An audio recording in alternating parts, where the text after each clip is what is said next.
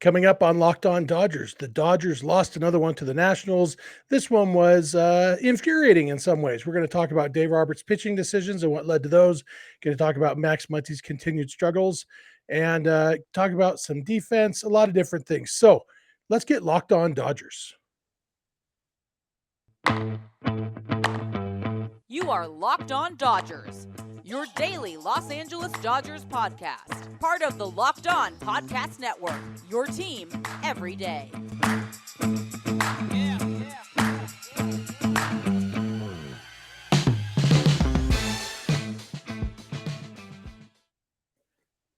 Hello, Dodger fans. This is Locked On Dodgers, part of the Locked On Podcast Network, your team every day. Thank you for making Locked On Dodgers your first listen every weekday morning. Remember, this show is free and available on all podcast platforms and on YouTube simply by searching for Locked On Dodgers. Or even better, go ahead and subscribe wherever you're watching or listening right now, and then you'll never miss a day because you know we're not going to. If this is your first time watching or listening, my name is Jeff Snider. That guy next to me is my co-host, Vince Samperio. We're both lifelong Dodger fans, just like you are. We've also both spent time covering the Dodgers in the press box and the locker room. So we're not quite insiders, but we bring you the smart fans perspective on our boys in blue every weekday morning. And I want to give a quick shout out to Jerry and Jenny in Rancho Cucamonga, to fans, well, one fan of this show and his girlfriend. I was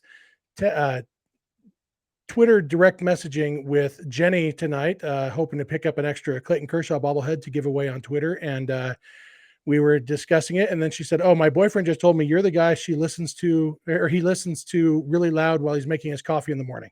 So I apologized for being so loud, but other than that, thanks for listening, Jerry and Jenny. So Vince, unfortunately, that conversation with Jenny was the highlight of the night. The Dodger game kind of sucked. The Dodgers kind of got out hit for most of the game, but happened to have a lead. And it looked like they might be able to pull this one off despite being out hit. And then the wheels came off, a Gavin Lux error, some pitching decisions that seemed questionable at the time, although maybe we have more insight after hearing from Dave Roberts after the game. I don't even know where to start with this one, Vince. This was a frustrating game. Yeah, Josiah Gray against Mitch White. You don't know exactly what to expect. The Dodgers had hit some home runs off Josiah last time, hit a couple solo home runs tonight. But, while the questionable pitching decisions, which aren't as questionable when you kind of see what the Dodgers were working with or what Robert said they were working with. And then it just comes down to the offense. I mean, if the Dodgers had done what they normally do and put up like 5 runs, then this game would have been a little bit different. Probably they wouldn't have rode Cleavinger into the 9th if they pitched everybody the same, and it would have been a little bit different story. So while there's a lot to get onto, I don't know if it's there was a lot of anger on Twitter after this game, and I guess rightfully so. But I don't know whether it's because I'm busy with job and now extracurriculars outside, and I'm a little not as connected or into the regular season, like every game living and dying. So I feel like, the Dodgers are 10.5 games up, and all is not good, but all is fine in Dodger land. It's a loss to a bad team. But like I said on Twitter, the Dodgers record against teams under 500 did get better because their 6-3 record against the Giants now counts in that category since the Giants are under 500. Yeah. It's I don't know. This is a frustrating loss for sure. And it does seem like there's a lot of anger, but we got to remember, this is the first time in 24 days that the Dodgers have lost ground to the Padres in the division. I know there was an all-star break in there. That's only, 4 or 5 days? That's still 3 full weeks of baseball games that the Dodgers have either gained ground or stood their ground with the Padres. So it's still been a very good month, and obviously these games are frustrating. Let's talk about these pitching decisions.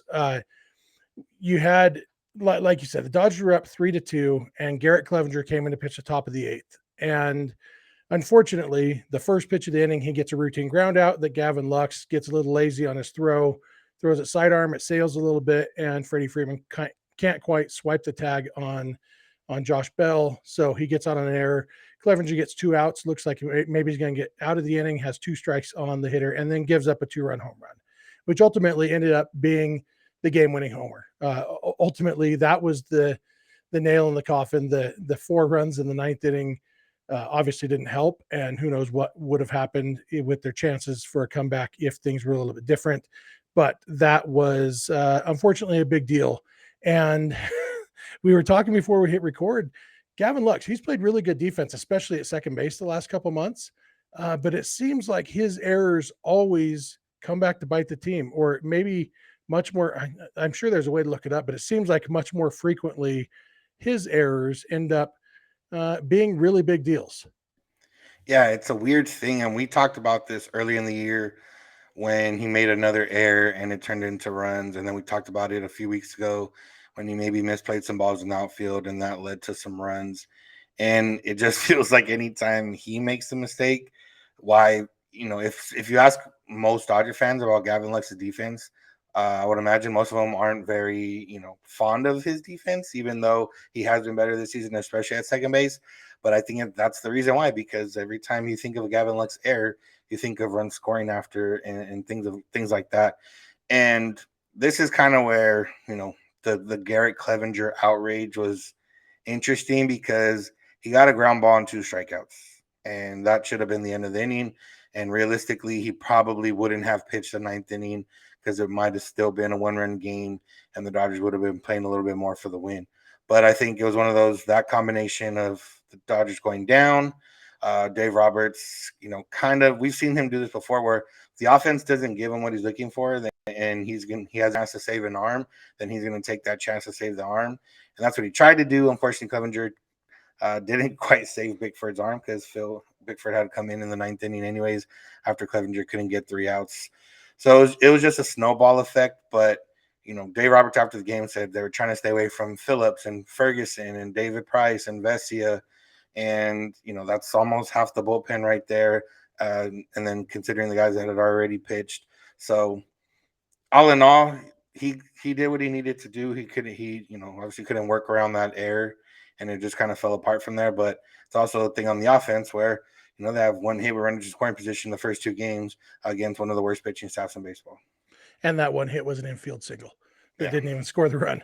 I guess we can quibble if you want to disagree about whether those guys should have been down. That's one thing. But once we accept that Vesia, Phillips, Price, and Ferguson all weren't available in this game, and I think it's logical that Craig Kimbrell, after having pitched 3 of the last 4 days, was not available except in a save situation. That means that the 8th inning came down to either Cleavinger or Bickford.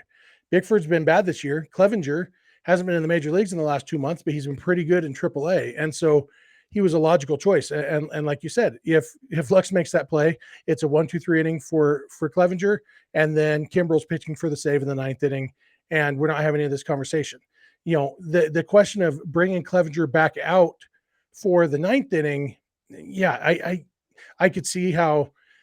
I think people criticizing that move aren't thinking of Phil Bickford as the alternative. They're thinking either Kimbrell because the game's close, or one of these guys who Robert said there was unavailable. When you actually think, okay, another inning for Cleavinger, who pitched really well last inning, other than one bad hanging slider or curve on 2 strikes, or go with Bickford, who has struggled this year. I don't think it's crazy to go with Cleavinger. Maybe after he walked the first batter of the inning, right? Yeah. Maybe that's when you say, okay, we tried, but let's get Bickford in here. I don't know if things would have gone much better. Who knows? Bickford really hasn't been lights out. And I think the other thought was, with Andrew Heaney being activated for Wednesday's game, Cleavinger is probably going back to AAA anyway. And so I think the thought was, all right, well, let's see if we can get through this game with Cleavinger so that tomorrow we actually do have basically a fully rested bullpen, because they had used Yancy Almonte and that was it. And so on Wednesday's game, you would have gone in with only Almonte of their high leverage relievers having pitched in the last couple of days. And so, especially knowing Heaney's not going to throw more than like 75 pitches probably. Yeah. And I think my overarching point is, if you find yourself tempted to retweet Howard Cole, maybe look deep inside and think, maybe it's me. Because, anyway, I don't know. We're going to talk about Max Muncy in a minute. Speaking of infuriating parts of this game. Max Muncy was infuriating both because of things he did and because of things that were done to him. So we're going to be back. So thank you for making Locked On Dodgers your first listen every day, and please keep it Locked On Dodgers. Hey, do you want to be like the Dodgers? You want to buy a ring? Guess what? BlueNile.com. They have, whether you're wanting to propose to that special girl, or you just have an anniversary coming up, or a special occasion, or no special occasion, you just like buying jewelry, whatever the reason is, go to BlueNile.com. You will find jewelry as unique as her with the modern convenience of online shopping. And I mean it, unique. You can design, you can choose everything so that you will have have you heard that when you shuffle a deck of cards, there's like 85 gajillion different ways that a deck can be made? Same thing when you're designing your ring. You can have something that is truly one of a kind that you designed especially for that person you love.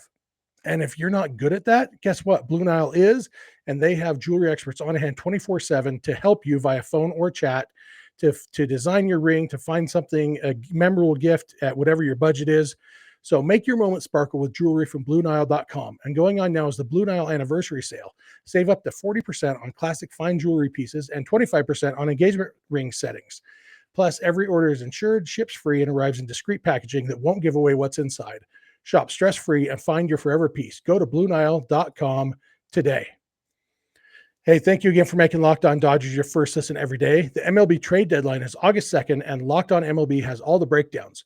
Locked On Dodgers will have rapid reactions to any move made. Subscribe now to your favorite Locked On team on YouTube or wherever you get your podcasts, so you will get notified when each episode premieres.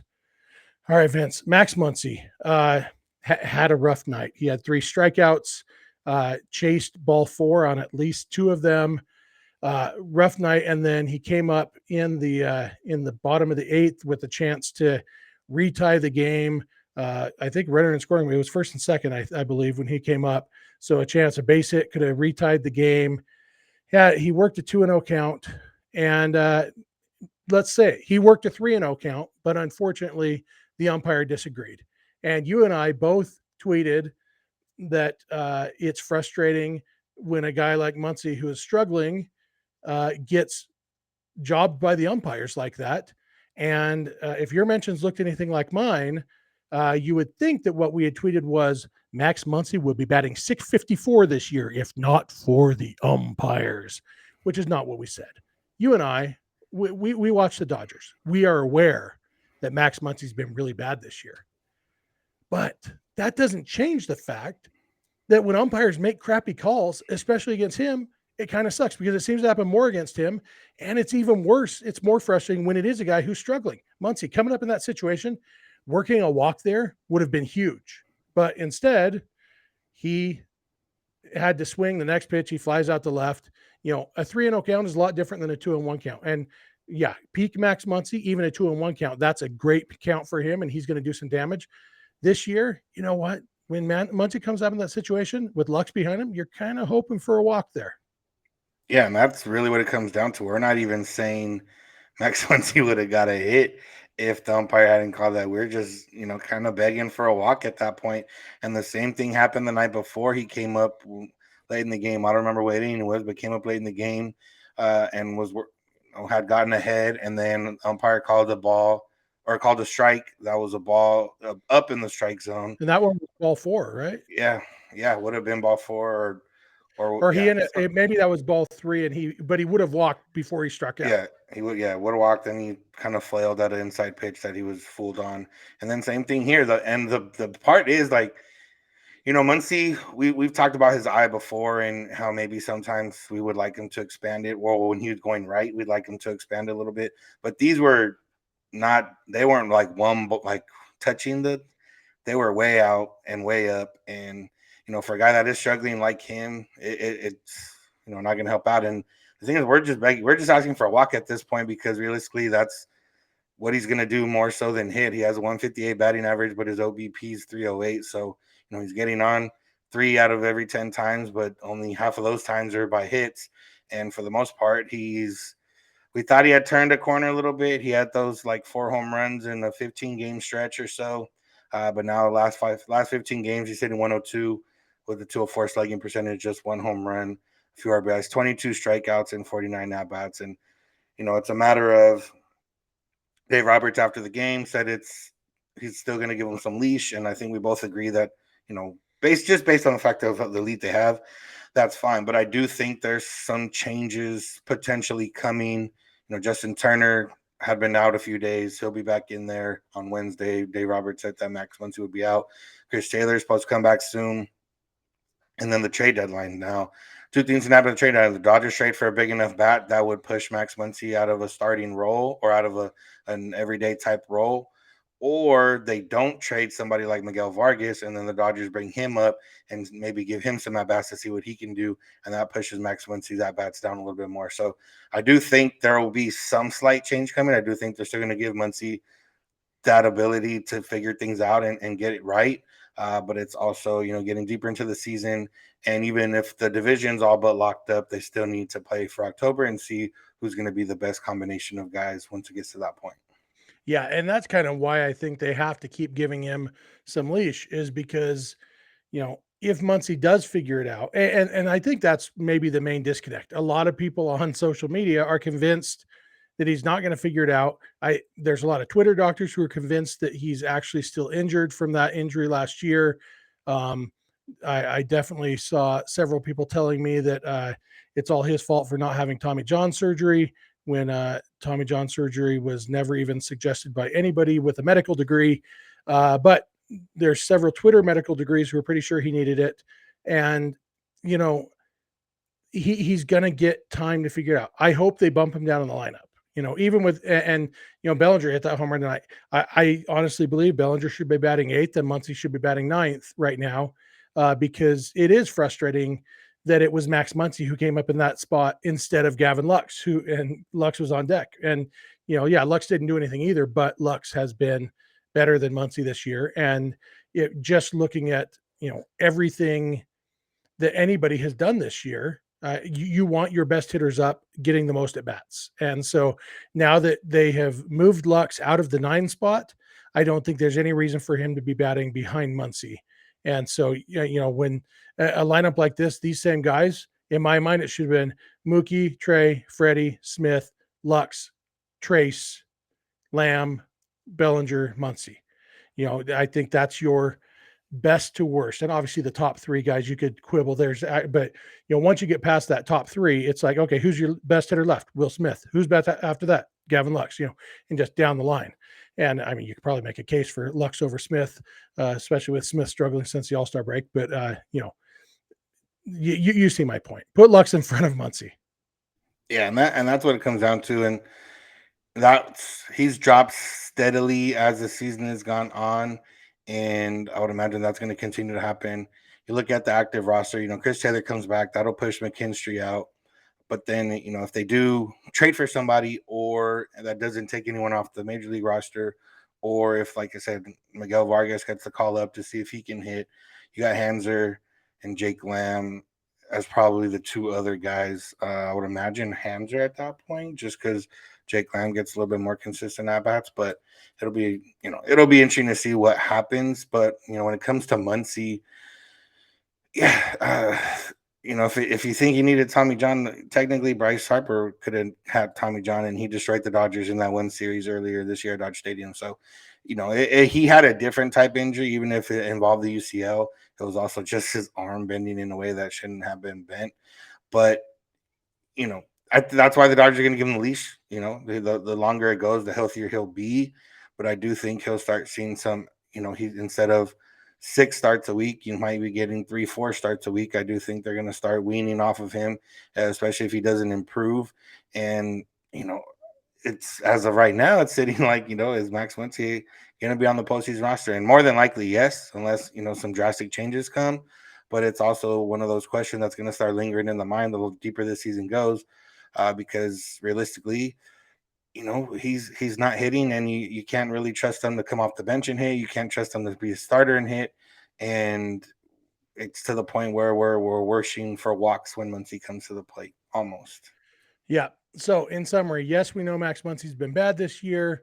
No, that doesn't make it okay that umpires make bad calls against him, and the Dodgers are still pretty good. So we're going to come back. We're going to talk a little bit about, one or two of the actual bright spots of this game that would have been big highlights and main talking points if the Dodgers had held on to win this game. We're also going to talk a little bit about the fact that they kind of suck against bad teams and what that means, if anything. So thanks for making Locked On Dodgers your first listen every day, and please keep it Locked On Dodgers.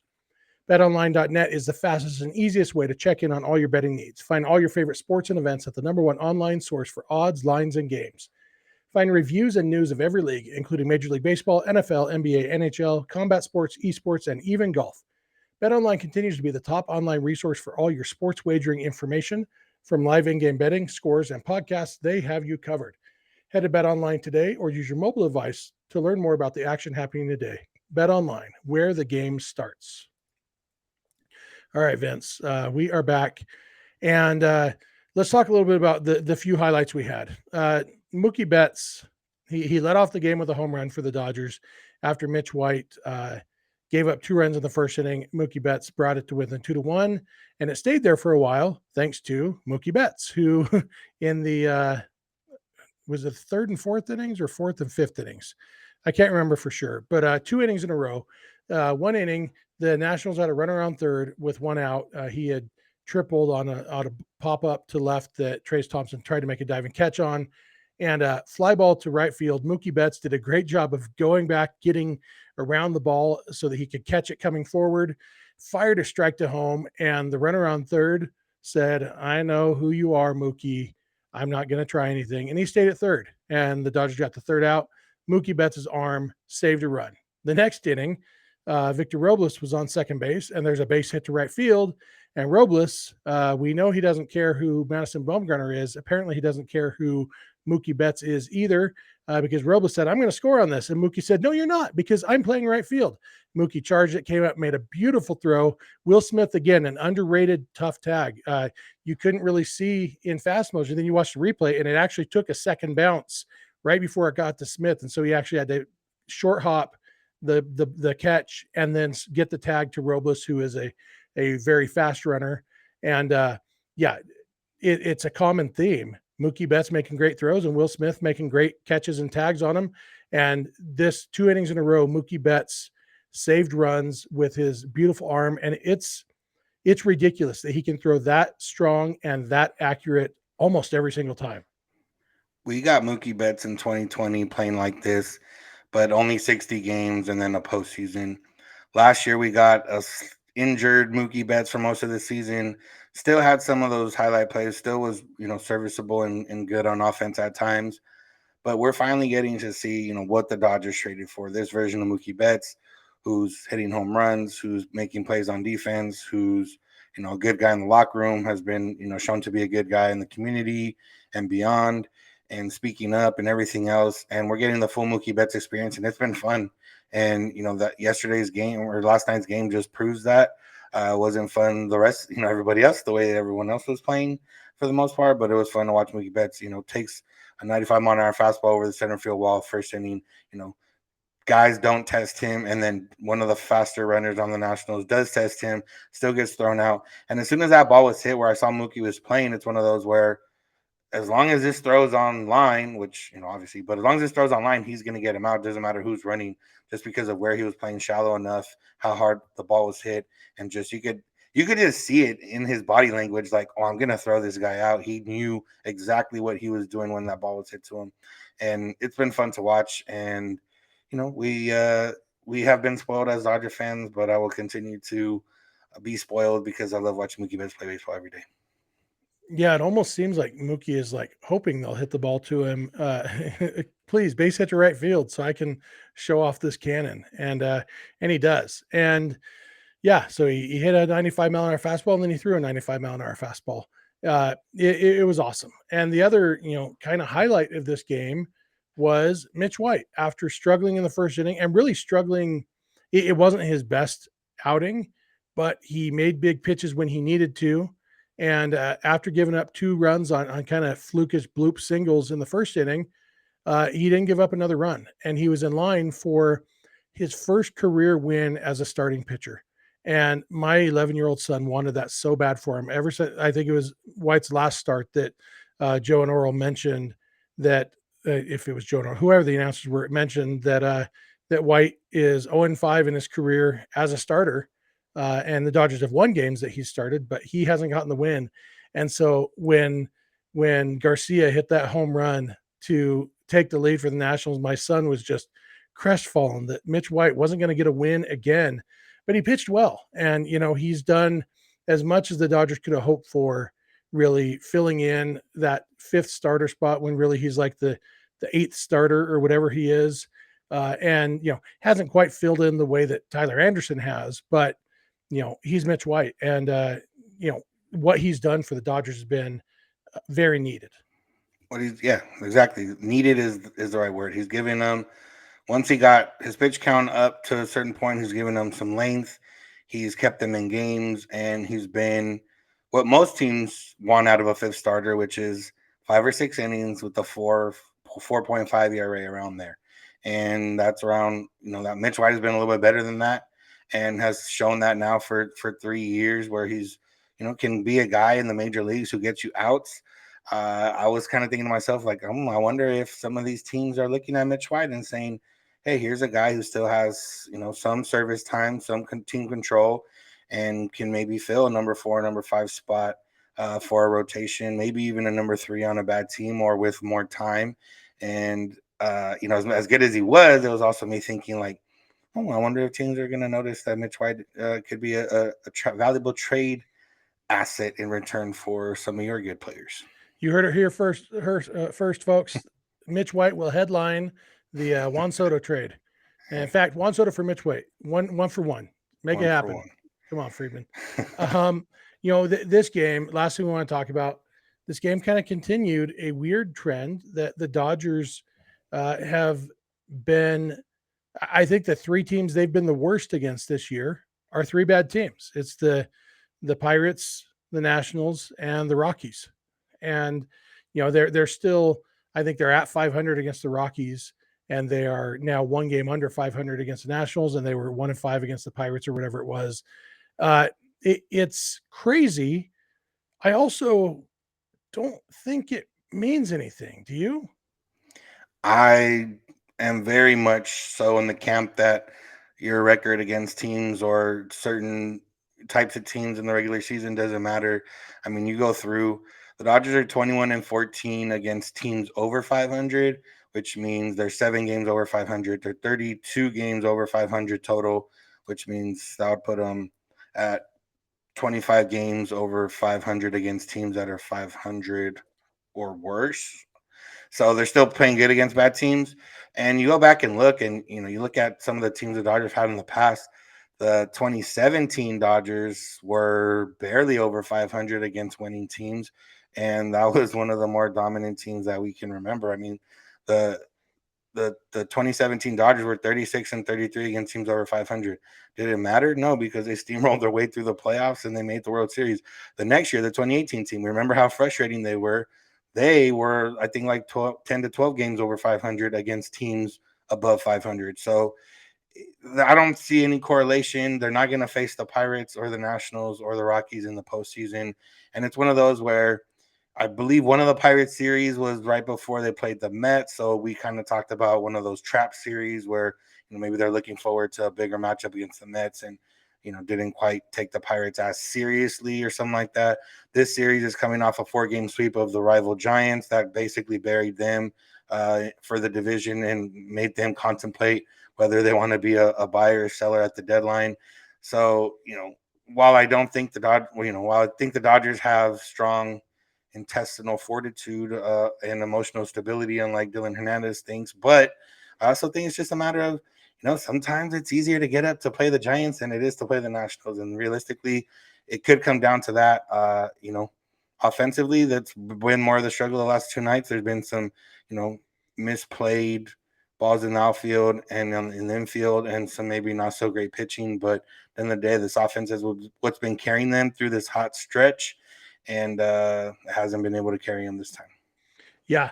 And, the 2 things I thought of while you were talking, 2017, when the Dodgers, they were great for overall, but they had that stretch in August and September where I think they lost 16 out of 17, including going 0-6 against the Diamondbacks. And then they faced the Diamondbacks in the first round of the playoffs.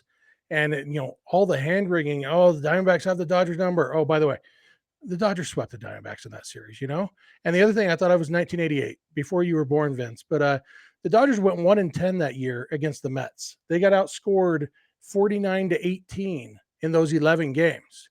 And then who'd they face in the NLCS? The Mets. And what'd they do? They beat them in 7 games. It's once you get to the postseason, it doesn't really matter what happened leading up to that. It matters where you're at right then. And that's what we saw last year. The Dodgers losing Max Muncy and Clayton Kershaw in the last weekend of the regular season last year had a huge impact, a butterfly effect that ended up with Max Scherzer pitching in relief and all these things that, so then he couldn't go in the NLCS, that was huge. And so the key is be healthy in October and get hot at the right time. And that's, the Dodgers are going to try to do everything they can to have the best team possible by then. And we're going to see that in the next week leading up to the trade deadline. If there's moves to be made, they're going to make those moves. And then it's just a matter of getting hot at the right time. So, yeah, if they don't win the World Series this year, it's not because they went 1-5 against the Pirates or 2-4 against the Nationals. Trust me. Yep. That's going to do it for us. You got anything else, Vince? No, early game today. So if you're listening to this, the game probably starts in a little bit or already started. Yep. So, watch it, but put it on mute and finish this episode. I guess it's over. But we're about to give you our email address, so pay attention. Thanks for making Locked On Dodgers your first listen. Now for your second listen, check out the Locked On MLB podcast. MLB expert Paul Francis Sullivan brings humor, passion, and unique perspective on every team and the biggest stories around the league. Follow the #1 daily league-wide podcast, Locked On MLB, on the Odyssey app, YouTube, and wherever you get podcasts. If you aren't watching or listening to Locked On Dodgers every day, we'd love if you add 1 or 2 days a month to your rotation. If you have friends or family who love the Dodgers, or maybe a girlfriend who hears you listening to it while you're making your coffee in the morning, tell her to download it and listen to it too. You hear me, Jenny? Listen to Locked On Dodgers. You can follow us on Instagram and on Twitter at Locked On Dodgers. Vince is on Twitter at Vince Samperio. I'm on Twitter at Snider, and the DMs are open in all of those places. Our email address is lockedondodgers@gmail.com. And our phone number for voicemails or text messages is 323-863-LOCK-5625. We are here every weekday morning, and we hope you'll be here with us. When you get in your car or sit on your couch or make your coffee in the morning, tell your smart device to play podcast Locked On Dodgers. And remember, you don't have to agree. You just have to listen. We'll talk to you tomorrow. Have a good one.